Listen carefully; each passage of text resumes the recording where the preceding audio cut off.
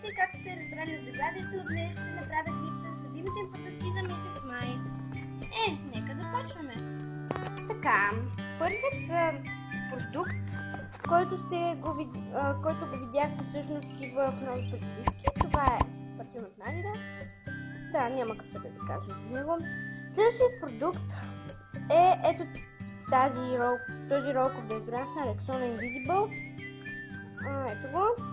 Мирише много хубаво и да, не издържа 48 часа, както пишем, но издържа поне 20 часа. Така, следващото нещо е тази маска за коса на Денис, т.е. тя е на Биофарма, но е от серията Денис. Лайн, изглежда по този начин жълта, най-нормална маска за коса, много ми харесва и ползваме за трети път. Така, следващото нещо е ето този продукт на Хималая. Това е измиващ гел за лице. Ползвам го за втори път. Ето по този начин изглежда.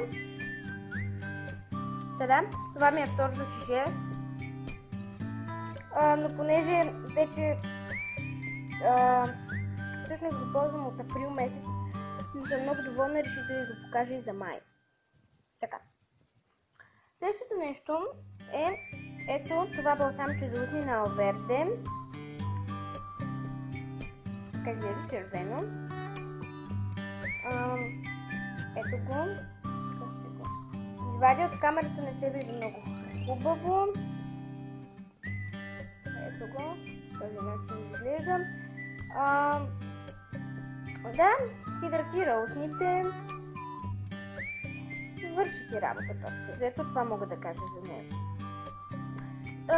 Да, мисля, че абсолютно всички неща до тук са закупени от DM. Или не всички. Така, следващото нещо е ето този душ гел на Вангелика с нар. И да. Това мога да кажа него. Големичък си, харесва ми.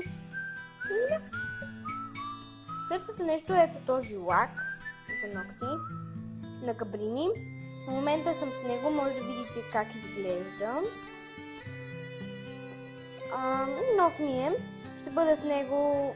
Взех си го специално заради обувките ми, които са такъв цвят. С тях ще бъда набавена, но това ще подробно. Така, следващото нещо, което не е козметика, единственото нещо, са слънчевите ми очила. Те са ми нови.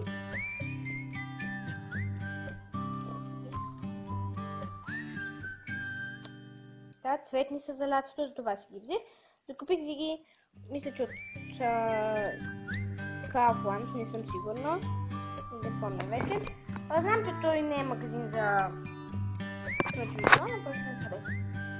Следващото нещо, което вече ми е на привършване, както виждате, е ето това мляко за тяло на Ифроше с капина. Съжалявам за това. Ето го.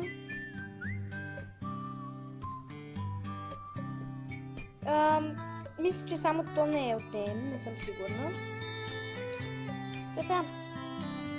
И последното нещо, но не и на последно място. Ето този шампуан на Балея Мед. Изглежда по този начин.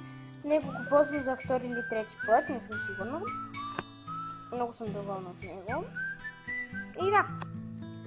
Добре, хора, това бяха нещата. Ето, може да ги видите тук.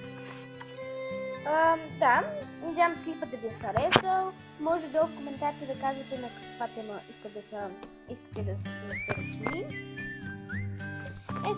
Надявам се да ви е харесало и до скоро!